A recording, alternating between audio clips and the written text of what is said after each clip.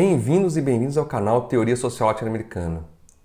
Hoje eu vou seguir com a playlist Ciências Sociais Latino-Americanas e eu vou discutir aqui o texto, o ensaio do filósofo uruguaio Arturo Ardal, A Ideia Magna de Colômbia, de Miranda a Hostos. É um texto que foi publicado no Quadernos de Cultura Latino-Americana, organizado pelo Leopoldo Zea, em 1978. E antes de continuar aqui, eu peço que quem está assistindo que curta o vídeo e que quem está vendo pela primeira vez e acabou de chegar ao canal, se gostar, se inscreva e também curta o nosso vídeo. Eu vou fazer rapidamente aqui uma biografia do Arturo Ardal para apresentar ao público brasileiro.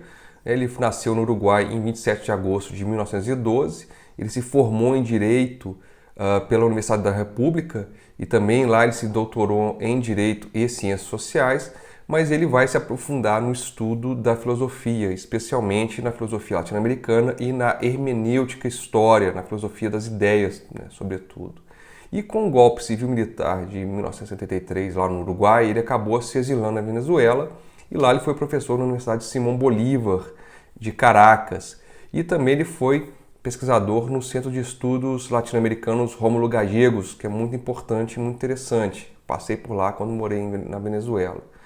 Ele faleceu em 22 de setembro de 2003 em Montevidéu. E eu vou destacar aqui dois livros dele que são muito importantes, mas infelizmente não tem tradução e eles não são tão fáceis de encontrar, pelo menos no formato físico. O primeiro é Génesis de la Idea y el Nombre de América Latina, que foi publicado lá pelo Centro de Estudos Rómulo Gallegos, o CELARG, e Estudos Latino-Americanos e História das Ideias, também publicado em Caracas pelo editorial Monte Ávila.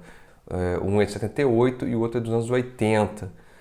Infelizmente não tem tradução, são livros muito interessantes para entender essa gênese do conceito de América Latina. Bom, nesse texto, A Ideia Magna de Colômbia, de Miranda a Hostos, o Ardal ele inicia esclarecendo que a Colômbia já teve 3 designações diferentes. A atual, que é desde 1863, o país e única república. A segunda, também muito conhecida, que existiu entre 1819 e 1830, que a gente costuma chamar de Gran Colômbia, que reuniu numa só república as atuais Colômbia, Venezuela, Equador e Panamá.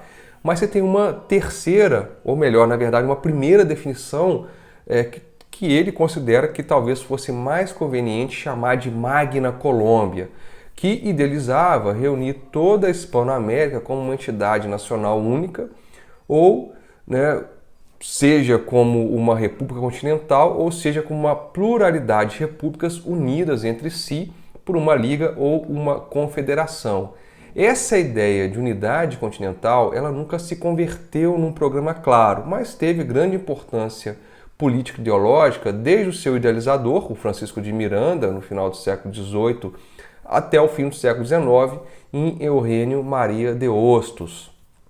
A Magna Colômbia teve inúmeros contextos históricos, conceitos diversos, altos e baixos. Essa ideia de unidade continental ou integração, como a gente chama hoje em dia, ela tem os seus momentos de ascenso e de descenso.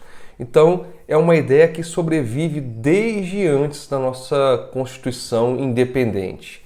E, ao contrário da concepção nacional de Colômbia ou da União Republicana de Gran Colômbia, a Magna Colômbia, proposta pelo Miranda, ela era equivalente à Hispanoamérica e ela veio a ser superada depois pela entrada em cena da ideia de América Latina.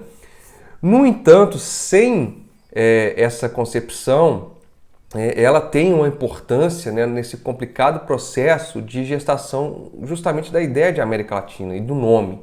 Ou seja, sem essa concepção de Magna Colômbia, talvez a gente não tivesse tão clara essa noção de América Latina. Essa ideia de dar ao Novo Mundo, ou a parte dele, um nome a partir do almirante, do Cristóvão Colombo, passa por 4 formas distintas.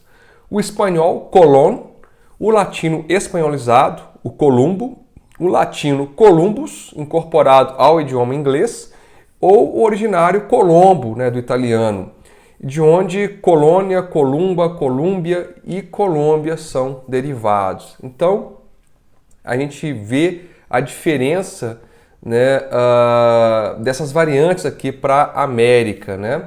Colônia de Colón.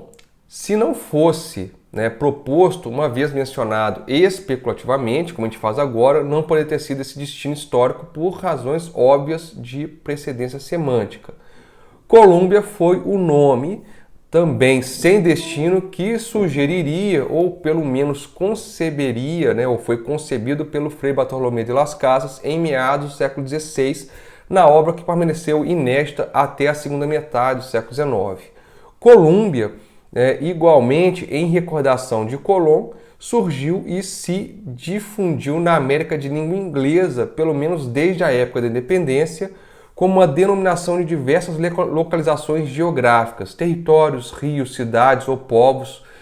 E a título de exemplos notáveis é o nome do Distrito Federal dos Estados Unidos, onde está assentada a capital de Washington, ou da cidade, do estado norte-americano, da Carolina do Sul e da província canadense, a Colômbia Britânica. Então a gente vê que lá teve uma presença significativa. Colômbia, ao final, é o nome em espanhol proposto e agitado como bandeira revolucionária pelo precursor Francisco de Miranda para todo o continente hispano-americano, mas só para ele. Ele tinha o objetivo de sacudir o jugo colonial desde o final do século XVIII, mas não se aplicava ao Brasil ou ao Haiti, por exemplo.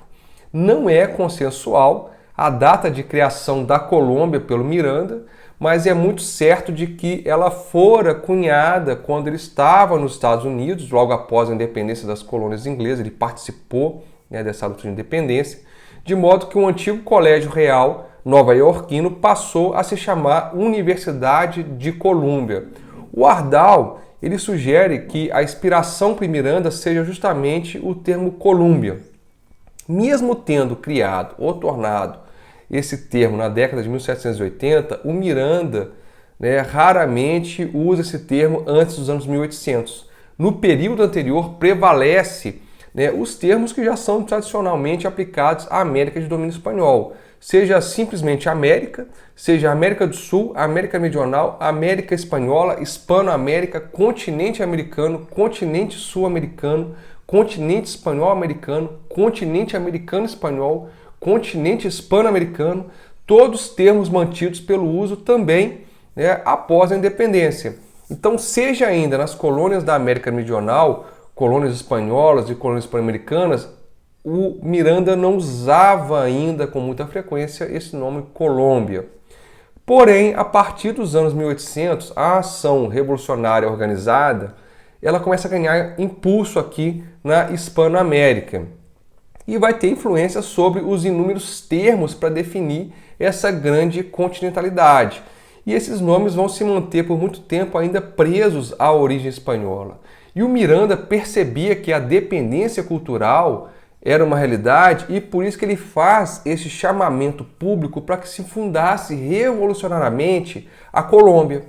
Então foi por volta dos anos 1800 que ele evocou efetivamente a Colón, o Colombo, mas agora com o nome italiano, numa carta a Manuel Gual, que ele dizia que era preciso repetir a façanha do Colombo de se lançar ao novo mundo, de render homenagem pela ousadia e glória do Colombo, ou seja, que aqui com as independências a gente estava construindo também um novo mundo.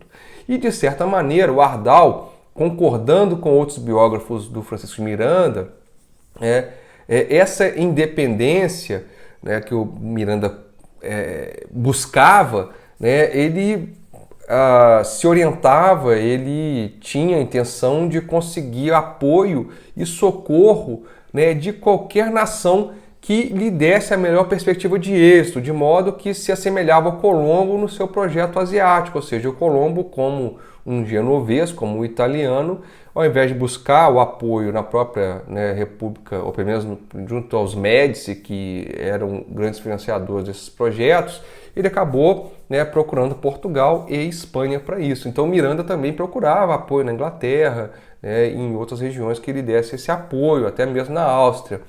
Então Miranda compara a si mesmo em alguns momentos com o Colombo.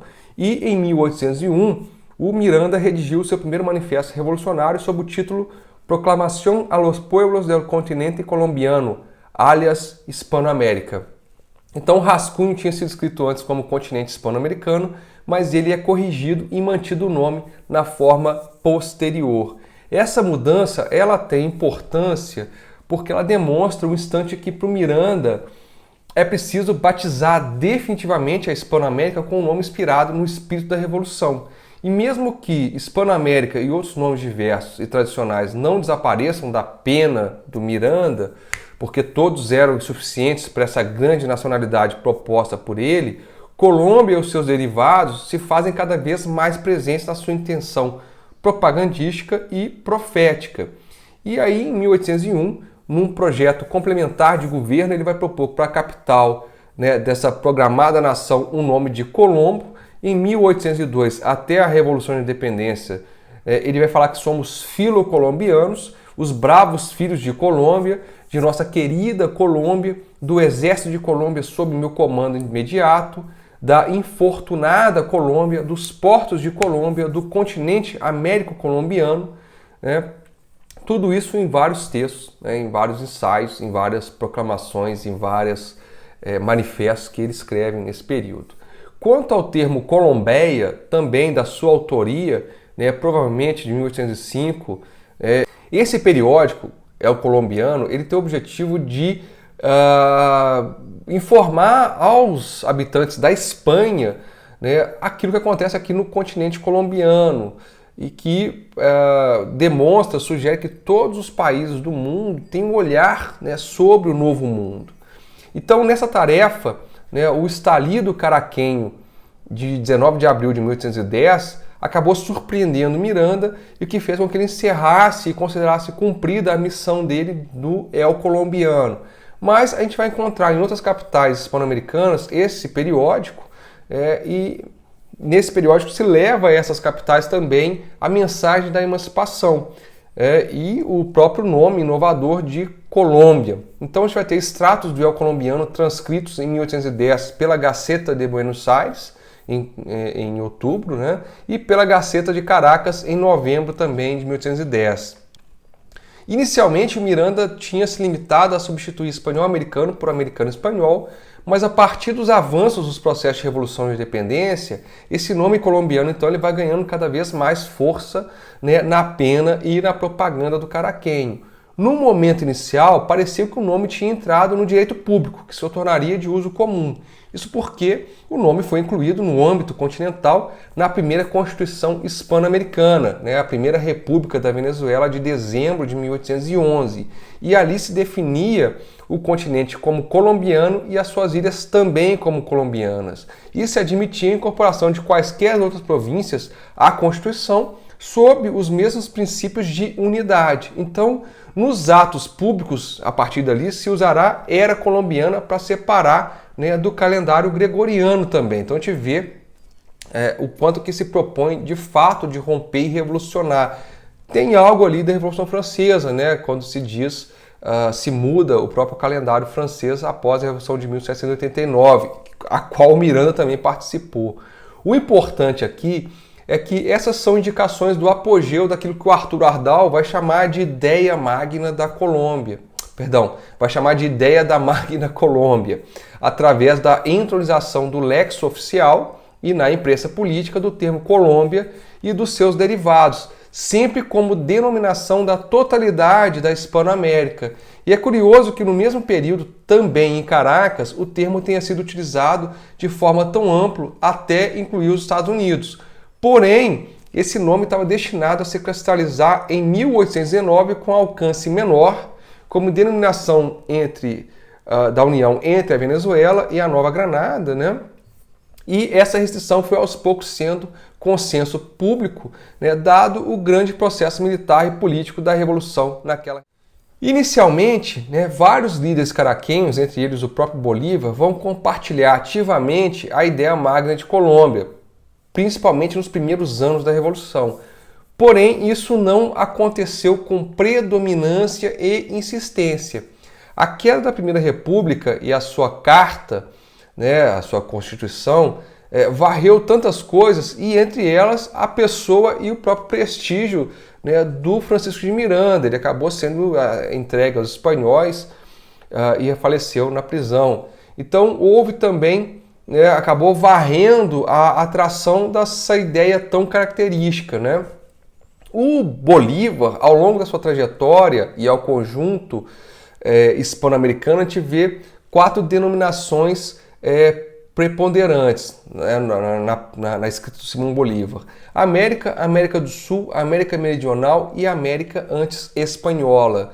Ele evita escrever hispano-americano, né, ou hispano-américa e termos derivativos, e com maior razão América espanhola, mesmo que estes 2 termos sejam usados muitas vezes de norte ao sul do continente por outras personalidades da emancipação. Em relação ao de Colômbia, né, no caso Simão Bolívar, o emprego dele feito na sua ampla acepção originária acabou ocorrendo durante um período muito curto e ainda assim apenas nos rastros daqueles outros termos e com frequência muito limitada. O uso de Colômbia em Bolívar geralmente vai além da unidade entre Venezuela e Nova Granada. Mesmo quando ele diz em sentido hemisférico, ele pretende algo limitado às ex-colônias espanholas. E a última alusão bolivariana ao termo corresponde à noção de hemisfério da Colômbia, em dezembro de 1814. E mesmo que a gente possa encontrar outras manifestações posteriores, em todo caso, aqui na Carta de Jamaica de 1815, ele vai ler, a gente lê o seguinte, que, abre aspas, a Nova Granada se unirá à Venezuela. Esta nação se chamaria Colômbia como um tributo de justiça e gratidão ao Criador de nosso hemisfério, fecha aspas. Então a ideia colombiana, ela começa a se limitar, já em 1815, a essas 2 nações como unidade, não mais como um continente e ao conjunto das ex-colônias espanholas. Então é o nascimento do que será conhecido mais tarde como Gran Colômbia, mas também é o desvanecimento definitivo da Colômbia como projetada por Miranda lá desde finais do século XVIII. Já em 1818, Bernardo O'Higgins, discípulo e amigo de Miranda, ele escreveu a Bolívar dizendo ser a causa do Chile a mesma em toda ex-colônia espanhola, a causa de todo o continente de Colômbia. Como também em outras cartas a Bolívar, ele vai reafirmar que todos seguem a causa colombiana. Porém, o conceito já estava reservado a outra definição, não menos grandiosa, mas mais restrita, da Gran Colômbia. Foi aprovado no Congresso de Angostura de dezembro de 1819 a reunião da Venezuela e a Nova Granada como República da Colômbia. Isso era tanto o reconhecimento da união jurídica, consolidada em anos de luta comum, mas também um giro nesse termo Colômbia após 1815, como está lá na Carta de Jamaica. Essa alteração ela foi consolidada pela Constituição de 1821. Em 1830, a República da Colômbia foi dissolvida para dar lugar às da Nova Granada, Venezuela e Equador, e ao fim de 3 décadas, em 1863, a Nova Granada voltou para o seu antigo nome, circunstância que permitiu a manutenção de seu nome, como a gente conhece até hoje, como Colômbia. Então, dissolvida a Gran Colômbia em 1830, a atual Colômbia passou a se chamar, primeiramente, República da Nova Granada, de 1830 a 1858, Confederação Granadina, de 1858 a 1863, Estados Unidos da Colômbia, de 1863 a 1886 e República da Colômbia, de 1886 até o momento. Bom, porém ocorre que no período intermediário entre 1830 e 1863, no qual já não existe a velha Colômbia, nem a nova Colômbia, esse nome acabou sendo derrotada, é produzida a tentativa de restaurá-lo, porém com alcance que não era o que tinha tido naquele momento e nem um alcance que viria a ter esse termo. Com a denominação original ao conjunto Hispano-América, que havia sido as colônias espanholas, quando percussou assim a batizar no século XVIII, e que agora eram repúblicas independentes. Então se busca naquele contexto revalidar essa ideia clássica mirandina de Magna Colômbia. E era mais um episódio no prolongado empenho de nossa América, como dizia o José Martí, ou da América, a nossa, como diria o José Henrique Rodó, né, pela definição dessa identidade através da determinação de seu nome. Então você tinha um empenho dramático ali. As sucessivas gerações, né, desde aquela do fim do século XVIII aos nossos dias, elas vêm sentindo, cada uma à sua maneira, a necessidade de dar resposta aos cambiantes desafios de autonomia e de personalidade comum da nossa região. Não saber como se chama é algo mais que não saber como se é, e não saber quem é. Então acho que é muito importante essas nossas definições. A Magna Colômbia, ela parecia que se consolidaria como definição de todo o continente nos primeiros momentos da nossa revolução. Mas as exigências pragmáticas e militares de independência, elas tenderam a formar pátrias pequenas, as pátrias ticas, como diria o Manuel Ugarte. Esse pragmatismo e as vitórias parciais, elas reduziram a urgência de unidade que o Miranda exigia como parte de uma só nação.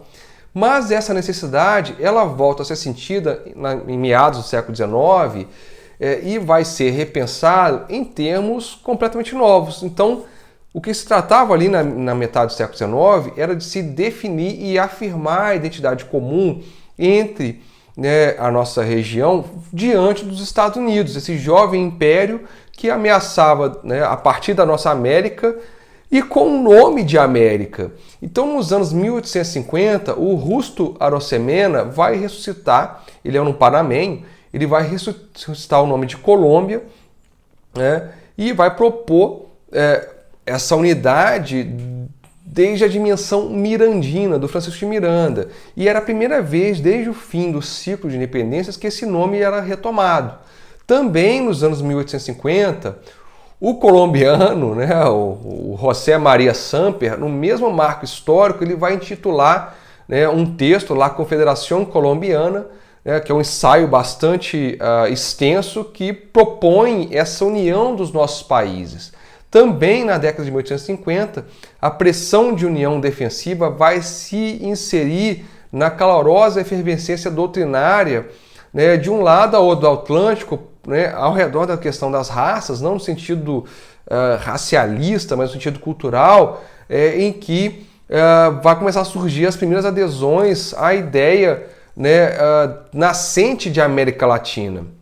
O Samper trata essa ideia de passagem e ele acaba opondo a noção de América Latina à terminologia colombianista, de tal modo que o escrito do Samper chega a documentar exemplarmente as tribulações intelectuais daquele instante sobre a matéria, sobre essa temática, transbordando o interesse para a filosofia da história das nossas repúblicas.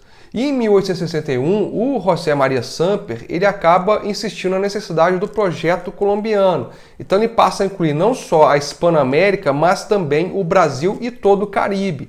Então ele fala de várias Colômbias. A Colômbia espanhola, a Colômbia portuguesa, a Colômbia francesa, a Colômbia britânica e a Colômbia holandesa. Então essa ampliação para além do hispano, ultrapassando a contribuição mirandina, é muito interessante. Mas, significativamente, chegou a fazer uma típida concessão à ideia de latinidade da nossa América, em crescente ascensão por outras vias, ao dizer uma vez que a Colômbia espanhola ou latinizada na sua obra. Mas depois de 1863, quando a atual Colômbia adota esse nome, essa ideia de Magna Colômbia novamente entra em refluxo pela segunda vez, mas parece que agora definitivamente. Durante algum tempo, esse nome foi evocado em certas circunstâncias e o mais notável exemplo foi o do Herrênio Maria de Hostos.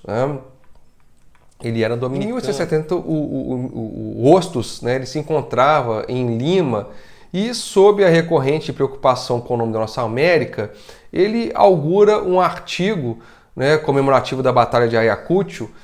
Então, ele vai dizer que o continente se chamará Colômbia, em vez de não se chamar. Então ele se referia à Hispanoamérica, ou seja, a necessidade de ruptura mais radical. Poucos dias depois, ele vai intitular La Confederación Colombiana, uma série de artigos em prol da unidade, mas ele mesmo, no exemplo grandemente representativo de um giro geracional, ele acaba abandonando, né, a terminologia colombiana para se afiliar à terminologia latino-americanista que estava, né, ascendendo, se tornando cada vez mais evidente no cenário político e ideológico da nossa região. E no último quarto do século XIX, esse nome de Magna Colômbia ele perde espaço, né, para a América Latina e essa discussão exige outra história, né, mais longa e complexa para apresentar a sua consolidação, coisa que eu vou fazer em outros vídeos para a gente discutir aqui. Então, para quem assistiu até o momento, eu peço que curta o nosso vídeo. Quem chegou agora e está conhecendo, que se inscreva no nosso canal. E como eu sempre digo, a América Latina existe, a América Latina insiste. Eu fico por aqui e até breve.